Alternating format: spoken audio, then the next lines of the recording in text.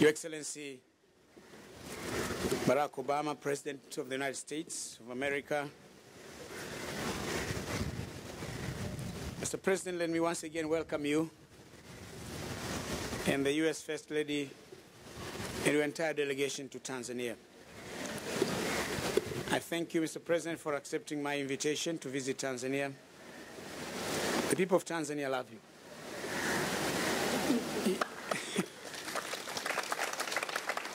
You have seen the outpouring of warmth. There has never been a visit by head of state to Tanzania that has attracted such big crowds like the one.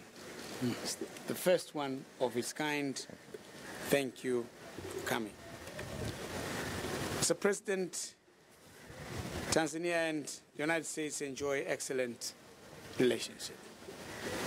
We see eye to eye on many regional and global issues. We have been receiving invaluable support in our development endeavors. The lives of the people of Tanzania are different today, thanks in many ways to the support we've been getting from the United States of America. Support in healthcare, support in education. And healthcare has made many people, many lives to be saved. In education, many young men and women of Tanzania are getting education. Supporting food security, nutrition security is increasingly building Tanzania's capacity for self-sufficiency in food supply. And we're already getting there with regards to rice. Supporting infrastructure development in the road sector, in electricity, in the water sector, has made many Tanzanians get these services which otherwise they would not have been getting them. We applaud programs like the Millennium Challenge Compact, PEPFAR against HIV/AIDS and malaria, and your own brainchild, Feed the Future, Partnership for Growth, New Alliance for Food and Nutrition Security. These have proven to be very useful in supporting the development efforts. Mr. President, we had very fruitful discussions today. We discussed many issues of mutual interest and mutual concern. Again, I would say, President, thank you for coming. And your words of support during the official talks and readiness to continue to support Tanzania in our development endeavors goes a long way to us assuring us in you and in the United States we have a true friend indeed. Mr. President, welcome. Thank you so much. Thank you. Well, thank you so much, President Kikwete, for your very kind words and for the incredible welcome that I've received here in Dar es Salaam. This is my first visit to Tanzania, but I feel a special connection to this country. Obviously, my family's on my father's side is from East Africa. They spent some time actually in Tanzania, and so the love Michelle and I and the girls have felt on our arrival, I want to ensure you that love is reciprocated and given back in return. So, habari zenu. Now, President Kikwete was the first African leader I welcomed to the White House after I took office. I was pleased to welcome him to Washington last year for the launch of our new alliance on food security. And as the President indicated, we had excellent discussions today. Our visits and work together reflect the long relationship between our countries and our shared commitment to the development and the dignity of the people of Tanzania. My visit comes on the 50th anniversary of a key moment in our relationship, when President Kennedy welcomed to the White House the father of your nation, President Julius Nyerere. Tanzania was one of the first countries to welcome the Peace Corps. That spirit of friendship continues, Tanzania is a close partner, as the President indicated, on almost all our major development initiatives, and this reflects our confidence in the people of Tanzania, that with the right steps, Tanzania has the potential to unlock new economic growth, not only in this country, but all across East Africa. For example, Tanzanians continue to work to strengthen their democracy. Parliament, opposition groups, civil society groups, and journalists are all doing their part to advance the good governance and transparency upon which democracy and prosperity depend. And I want to commend President Kikwete on your reform efforts to strengthen institutions, improve the delivery of basic services, and make government more responsive to the Tanzanian people. And I also want to salute you and President Shein of Zanzibar and the Tanzanian people for embarking on a vital constitutional process that will determine the future of this nation and its democracy. The President Kikwete and I agreed to keep tackling the hurdles of greater economic growth, starting with the sector where the vast majority of Tanzanians work, and that's in the agricultural sector. As has been mentioned, our Feed the Future program has allowed us to work together to help more than 14,000 farmers here to better manage their crops and increase their yields by almost 50%. That means higher incomes and a ladder for families and communities to greater prosperity, and we're very proud of the work we've done with the Tanzanian government. We discussed the importance of creating opportunities for Tanzanian youth, and I'm hopeful that young men and women here will apply for the new Fellows program that I've announced this week, so that we can partner with them as we seek new ways to serve working with young people, their communities, and to help them start new companies and create new jobs. I want to congratulate Tanzania on nearing completion of the largest Millennium Challenge compact in the world, which has benefited millions of Tanzanians with new roads and improved access to water and electricity. And Tanzania is also one of the first 4 countries selected for our Partnership for Growth and its investments in key areas, new and improved roads, reforms to the energy sector that can help lift people out of poverty and unlock economic growth.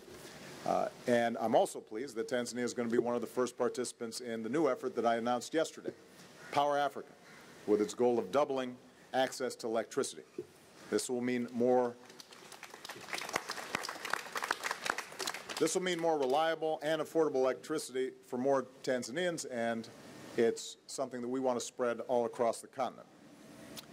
Later today, I'll be announcing another initiative to improve trade with and within Africa, starting here with the East African community.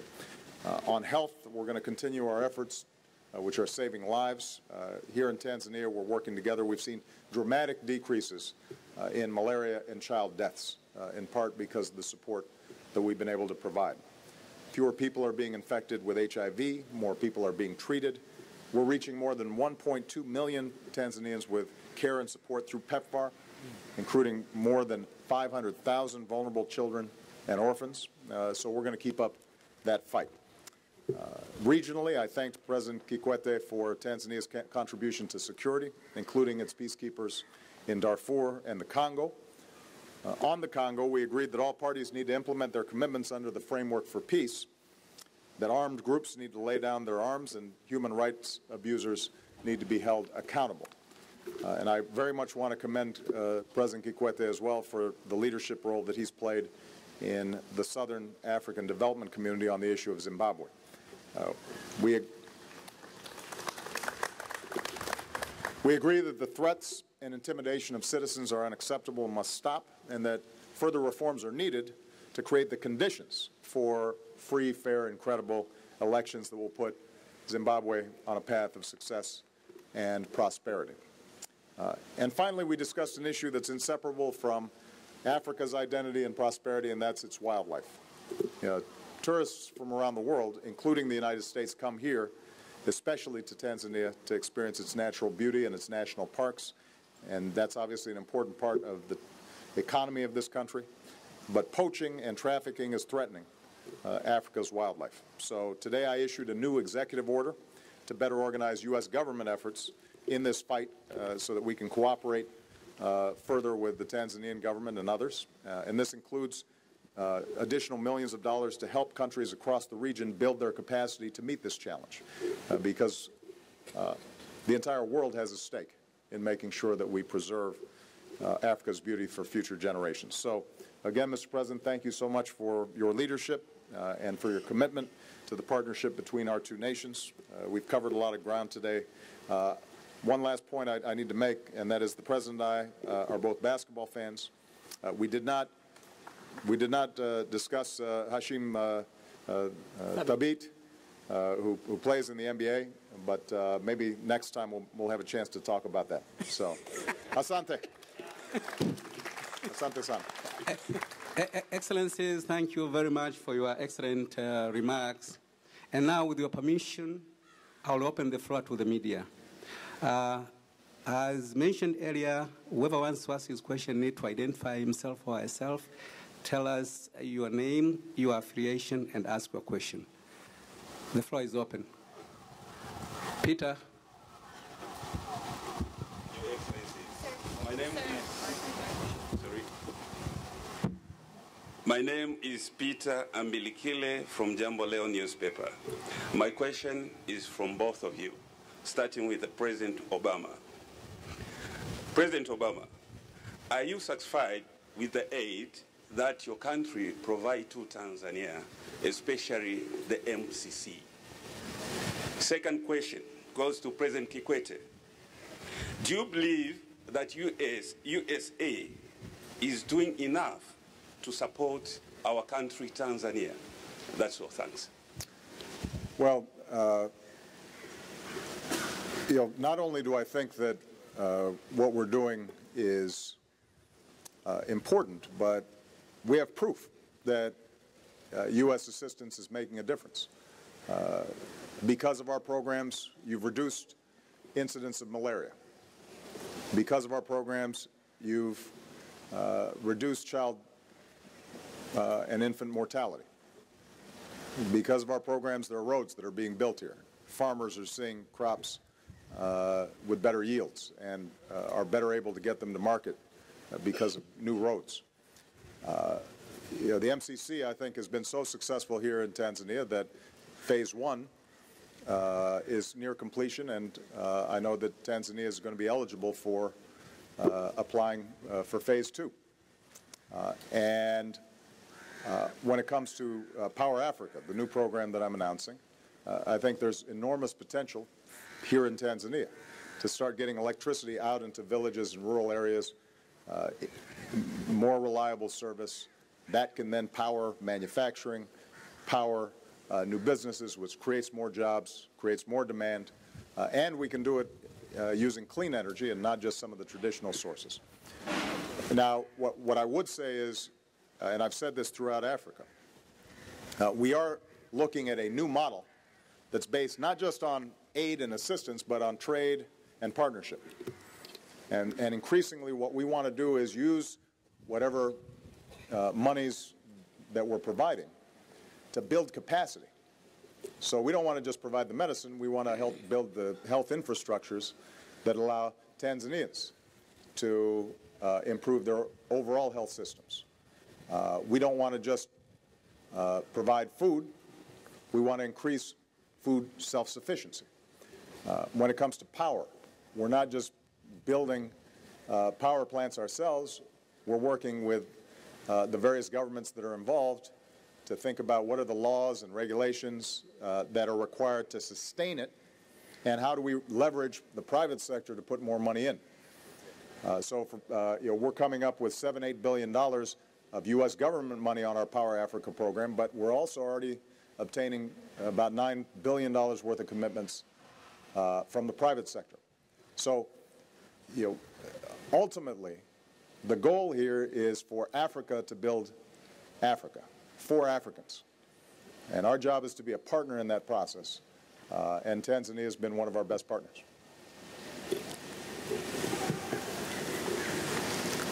I think the issue of satisfied with MCC should have been asked me.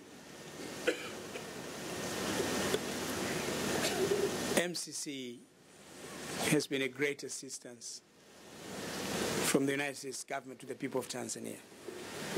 there are three sectors here. There is the road sector. And the good thing about the MCC is that we decide on the areas or the sectors that we need assistance. But even we decide on where. For example, in the case of roads, there are roads that we talked to many donors who are not ready to support us. But when we said there is going to be support on roads, I said, let's try these roads. Let's see what the Americans are going to say. The Americans said, fine, if you think you need these roads, fine, we'll give you the money. Those Tanzanians, fellow Tanzanians know Namtumbo, Songea, Mbinga, Tunduma, Sumbawanga, Tanga, Holhoro, the roads in Pemba. But we chose those roads because these roads are actually in our breadbasket areas. This is where we get the corn, Ruvuma, Rukwa, and Mbeya. We chose the U.S. to assist us to increase water supply to Dar es Salaam. It was our decision. The project is now being implemented. With electricity, we said one of our biggest problems is access to electricity for people in the rural areas. The U.S. said, fine. We have included 10 regions of Tanzania. Coverage of electricity has increased from 10% to 21%. It's a phenomenal increase. So I want to underscore the fact that I'm satisfied with the support from MCC. Is the U.S. doing enough? The U.S. has done a lot. But if I say they've done enough, then the president will not listen to my new request. But so far, so good. Deaths from malaria has declined by over 50%. Infant mortality rates have declined. HIV infections have declined. Through the PMTCT, prevention of mother-to-child transmission, more children born by HIV-infected mothers are born free of the disease. More people now, the U.S. have supported us with over 2 million books. And today, I asked the president, we want another 2.4 million. He says we talked to and I've seen from their faces they're in agreement with the president. So that when it comes to science and mathematics books, we'll have every Tanzanian child have a book of his or her own, instead of the ratios that are talking today, 5:1, now reduced to 3:1. So the list is endless. We have a lot of support. We are very appreciative. We are very, very thankful. It has really helped change the lives of our people.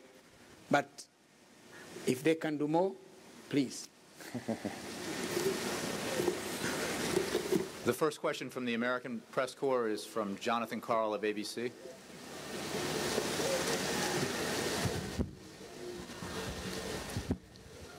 Mr. President, President Kikwete, thank you very much. Mr. President, the scenes in Egypt suggest that Mohammed Morsi and his Muslim Brotherhood government have lost the support of the Egyptian people. When we saw similar protests against Mubarak, you called on Mubarak to step down. By all accounts, these protests are even bigger. So my question is it time for Morsi to go? And does any of this cause you to reconsider the hundreds of millions of dollars, even billions of dollars in aid the United States gives Morsi's government? And President Kikwete, if I can ask you, actually both of you, to comment on the significance of President Obama's trip here to Africa and the fact that tomorrow we will see, in what I believe is a first, two U.S. presidents, President Bush and President Obama, together in a public appearance here in Tanzania. Obviously, we're all concerned about what's happening in Egypt, and we've been monitoring it very closely. Our commitment to Egypt has never been around any particular individual or party. Our commitment has been to a process. And when I took a position that it was time for Egypt to transition, it was based on the fact that Egypt had not had democratic government for decades, if ever. And that's what the people were calling for. They went through an election process that, by all accounts, were legitimate. And Mr. Morsi was elected. And the U.S. government's attitude has been we would deal with a democratically elected government. What we've also said is that democracy is not just about elections. It's also about how are you working with an opposition? How do you treat dissenting voices? How do you treat minority groups? And what is clear right now is that although Mr. Morsi was elected democratically, there's more work to be done to create the conditions in which everybody feels that their voices are heard and that the government is responsive and truly representative. And so what we've encouraged the government to do is to reach out to the opposition and work through these issues in a political process. It's not the U.S.'s job to determine what that process is, but what we have said is go through processes that are legitimate and observe rule of law. Now, obviously, we've been watching these big protests. Our number one priority has been making sure that our embassies and consulates are protected. Number two, what we've consistently insisted on is that all parties involved, whether it's members of Mr. Morsi's party or the opposition, that they remain peaceful. And although we have not seen the kind of violence that many had feared so far, the potential remains there, and everybody has to show restraint. I should add, by the way, we have seen many reports of women being assaulted in these protests, and for those who are participating in these protests or marches, assaulting women does not qualify as peaceful protests. So we're going to continue to work with all parties inside of Egypt to try to channel this through legal, legitimate processes. But I do think that if the situation is going to resolve itself for the benefit of Egypt over the long term, then all the parties there have to step back from maximalist positions. Democracies don't work when everybody says it's the other person's fault and I want 100% of what I want. And you know, the good thing about the United States and other mature democracies is you work through processes that force compromise, and those get institutionalized. But look, you know, we've had 200+ years of practice at it. This is still new in Egypt, and so they're going to have to work through these things. The key is making sure that they don't work through them in a violent fashion. But our position's always been, it's not our job to choose who Egypt's leaders are. We do want to make sure that all the voices are heard, and it's done in a peaceful way. I know you directed the question to President Kikwete about my appearance with President Bush tomorrow, and I know the First Lady is going to be seeing Laura Bush. I think this is just another opportunity for me to reiterate what I said in South Africa yesterday when we were at an HIV/AIDS clinic that has saved lives because of the U.S. PEPFAR program that President Bush started. I think this is one of his crowning achievements because of the commitment of the Bush administration and the American people. Millions of people's lives have been saved. Antiretroviral drugs have been made available to people who didn't have them before, and they, even if they were infected with the disease, could look forward to a decent life. Children have been able to avoid infection because of that work. And we've continued that work, and we are going to continue that work.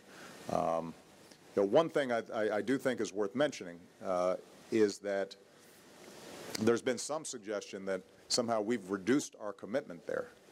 The fact of the matter is that we are serving 4 times the number of people today than we were when PEPFAR first began. But because we've gotten better at it and more efficient at it, we're doing it at reduced costs.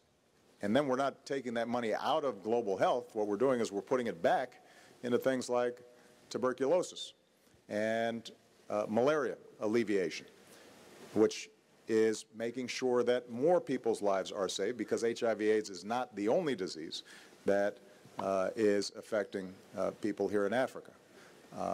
And you have public health crises in some of these other areas as well. But this indicates how timely the PEPFAR program was, and the bipartisan support that it has received has been extraordinary. And President Bush deserves enormous credit for that. And so I'm looking forward to being able, on African soil, to once again thank him on behalf of the American people for showing how American generosity and foresight could end up making a real difference in people's lives. Well, Jonathan, I have to say that your numbers on USAID to Egypt were a little bit imprecise. We have some regular assistance that we provide Egypt. We have some dollars that have been held up and have to be approved by Congress. But the way we make decisions about assistance to Egypt is based on, are they in fact following rule of law and democratic procedures? And we don't make those decisions just by counting the number of heads in a protest march, but we do make decisions based on whether or not a government is listening to the opposition, maintaining a free press, maintaining freedom of assembly, not using violence or intimidation, conducting fair and free elections. And those are the kinds of things that we're examining, and we press the Egyptian government very hard on those issues.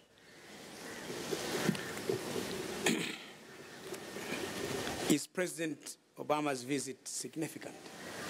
Very significant. Why am I saying so? Africa needs the United States. The United States needs Africa. And the only way you can build these relations is through exchange of visits. And visits at the highest level speaks volumes about doing that.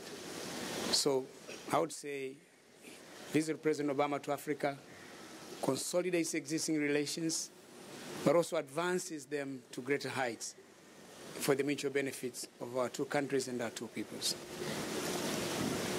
President Bush and Madam Laura Bush are visiting Tanzania. The George Bush Foundation has programs supporting African First Ladies in the work that they do in their respective countries, particularly supporting women groups and supporting girls with regards to education and empowerment. Well, we are excited. And at least we have the present and the former president in Tanzania at the same time. It's a blessing to this country. Mr. President, thank you. We'll take a second question now, and I'll call on Saleh Mwanamilongo to ask the question. My name is Salaam Mwanamilongo from National Radio and Television in Democratic Republic of Congo. My question to President Obama. Mr. President, there has been no peace in Congo for almost 20 years now. As a powerful nation in the world and a permanent member of the Security Council, with a lot of influence to major players of the Congo conflict, how is the U.S. going to assist DRC and Great Lakes to reach a permanent peace? Thank you. Well, the people of Congo need a chance. They need a fair chance to live their lives, raise their families, and they haven't had that opportunity because of constant conflict and war for way too many years. And of course, the tragedy is compounded by the fact that Congo is so rich in natural resources and potential. But because of this constant conflict and instability, the people of Congo haven't benefited from that. I want to congratulate again President Kikwete and others who have helped to shape a peace framework. Because one of the things that I've said throughout this trip is the United States doesn't seek to impose solutions on Africa. We want to work with Africans to find solutions to some of these ongoing security and regional problems. And so the fact that you now have a peace framework that the various parties have signed on to is critical. But it can't just be a piece of paper. There has to be follow-through. And so one of the things that I discussed with President Kikwete is how we can encourage all the parties concerned to follow through on commitments that they've made in order to bring about a lasting solution inside of Congo. That means, for example, that President Kabila inside of Congo, he has to do more and better when it comes to dealing with the DRC's capacity on security issues and delivery of services. And that's very important, because if there's a continuing vacuum there, then that vacuum sometimes gets filled by actors that don't have the best interests of Congo at heart. And we're prepared to work with the United Nations and regional organizations and others to help him build capacity. The countries surrounding the Congo, they've got to make commitments to stop funding armed groups that are encroaching on the territorial integrity and sovereignty of the Congo. And they've signed on to a piece of paper now. Now the question is, do they follow through? And so we're prepared to work with anybody to try to make this happen. Ultimately, though, the countries involved have to recognize it is in their self-interest to do so. We can't force a solution onto the region. The peoples of the region have to stand up and say that's enough. It's time to move forward in a different way. And by the way, that means holding those who've committed gross human rights abuses accountable for what they've done. But there's an opportunity for peace here. And the countries surrounding the Congo should recognize that if the Congo stabilizes, that will improve the prospects for their growth and their prosperity. Because right now, it's as if you have a millstone around your neck. If you have one of the biggest countries in terms of geography in all of Africa, with all these natural resources, but it's constantly a problem as opposed to being part of the solution, everybody suffers. Tanzania should be doing more trade with the DRC. Rwanda should be doing more trade and commerce with the DRC. One of the things we're talking about is how do we get more inter-Africa trade? Because if countries like Tanzania are going to improve their economic position in the globe, the first thing they have to do is to make sure they can trade with each other more effectively. Right now in Africa, this is true not just in Tanzania, but in Kenya and Uganda and other places, it's easier to send flowers or coffee to Europe than it is to send it across the way. And that means that fewer businesses are getting started and fewer jobs are being created. So we want to work with the existing international structures like the United Nations, and we're supportive of the brigade that's been shaped and in which Tanzania is making a contribution. But ultimately, it's going to be the African countries themselves that have to follow up on the commitments that they've already made. Hold on a second. Yeah. So I think the American Press Corps has the next question. It goes to Kristen Welker of NBC News. President Obama, President Kikwete, thank you very much. President Obama, the first question goes to you, and I want to get your reaction to a breaking news alert that just came in a few minutes ago. According to Reuters, a senior Russian security official says that you and President Putin have asked the FBI and FSB to seek a solution on Snowden. So can you confirm that report? Also, the latest leaks by Edward Snowden suggest that the United States has been monitoring the phone and email records of its allies in the EU. So is the United States spying on its European allies? Also, France and other countries are demanding an explanation, with France saying that free trade talks could be threatened. So how can you reassure your allies to make sure that free trade talks aren't threatened and that your relations abroad are not damaged? And what will the federal response be to the 19 firefighters who were killed in Arizona? Thank you. And to President Kikwete, did you discuss with President Obama the Tanzanian diplomat who was stationed in Washington, D.C., and fined $1 million for holding a woman against her will as a domestic servant? Is this person still an advisor to you? And does this issue in any way undercut your ability to fight human trafficking in your great country? Thank you to both of you. Well, I can confirm, because I said so, I think, at the beginning of this trip, in one of the first questions that was asked, that we have gone through regular law enforcement channels in enforcing the extradition requests that we've made with respect to Mr. Snowden. And that's been true with all the countries that have been involved, including Russia. And so there have been high-level discussions with the Russians about trying to find a solution to the problem. We don't have an extradition treaty with Russia.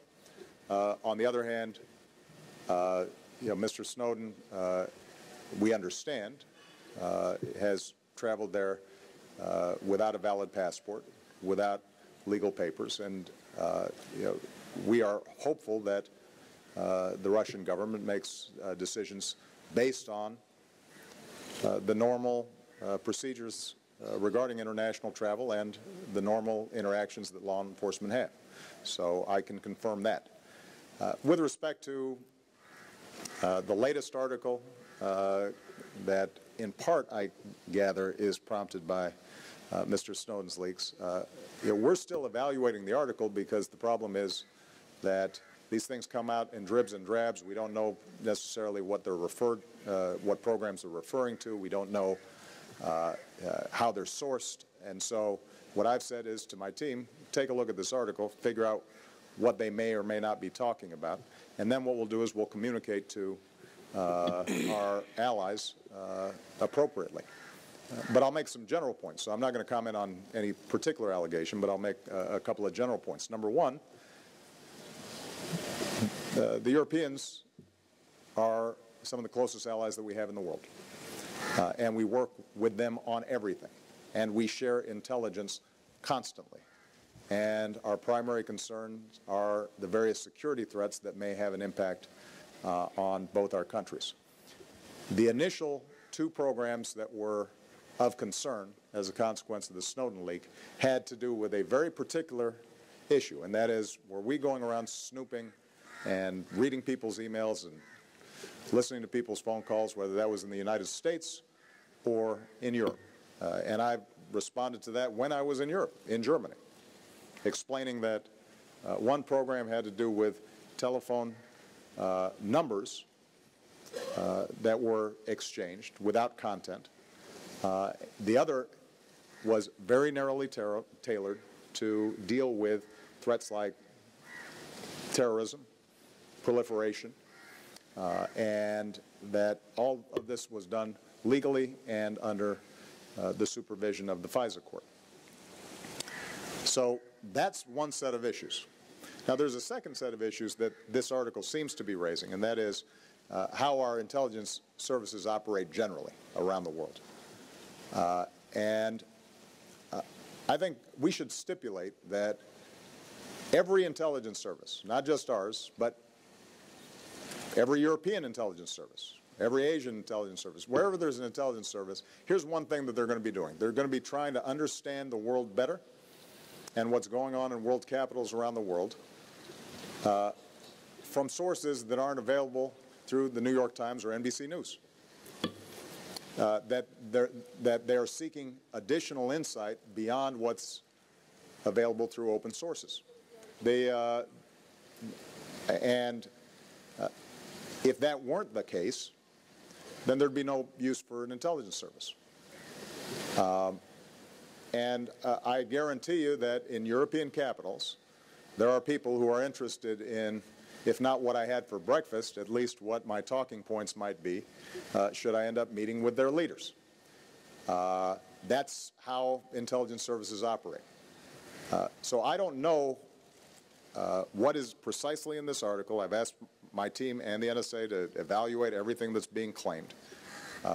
When we have an answer, we will make sure to provide all the information that our allies want in what exactly the allegations have been. But I can, here's one last thing I'll say. I'm the end user of this kind of intelligence. And if I want to know what Chancellor Merkel is thinking, I will call Chancellor Merkel. If I want to know what President Hollande is thinking on a particular issue, I'll call President Hollande. And if I want to know what David Cameron's thinking, I call David Cameron. Ultimately, we work so closely together that there's almost no information that's not shared between our various countries. But I do think it's important for everybody analytically to separate this issue, which is how our intelligence service is gathering information about the world, versus the particular programs that were initially the cause of this controversy, which I was responding to when I was in Germany. All right?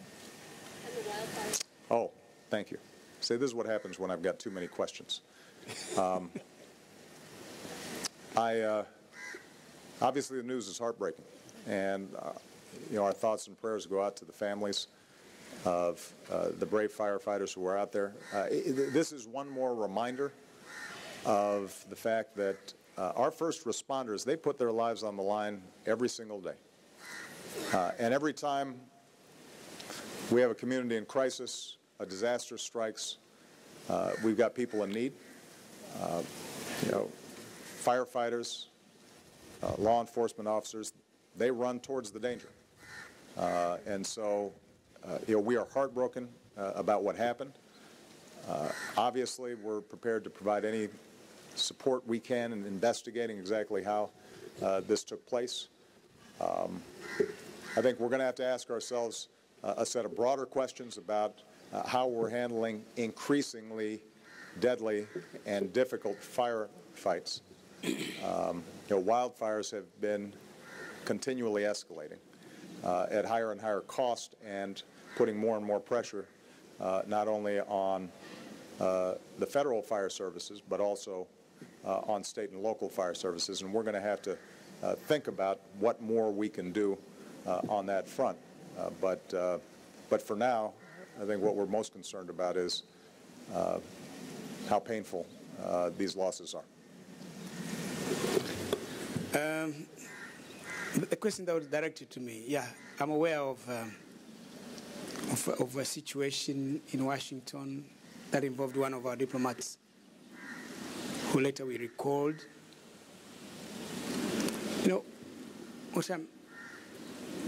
This incident involves a young sister of the wife of this diplomat. They took her with them to help her get education and support her make it in life. And then I think there was a conflict within the family, and then this young lady accused the brother-in-law and the sister of using her for cheap labor. The court decided on a $1 million fine, an amount which, for a Tanzanian, there is no way that he can afford to pay. Because even the president, we're here, the president, when I retire, my retirement benefits cannot pay that because we get far less.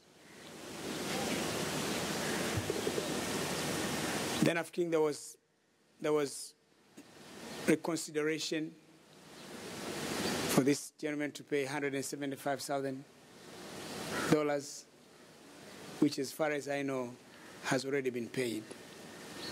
So that matter has been put to rest.